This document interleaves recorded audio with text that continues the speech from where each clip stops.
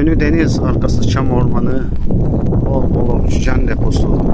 Burada olur sağlıklı sporlar. Nefis bir manzara.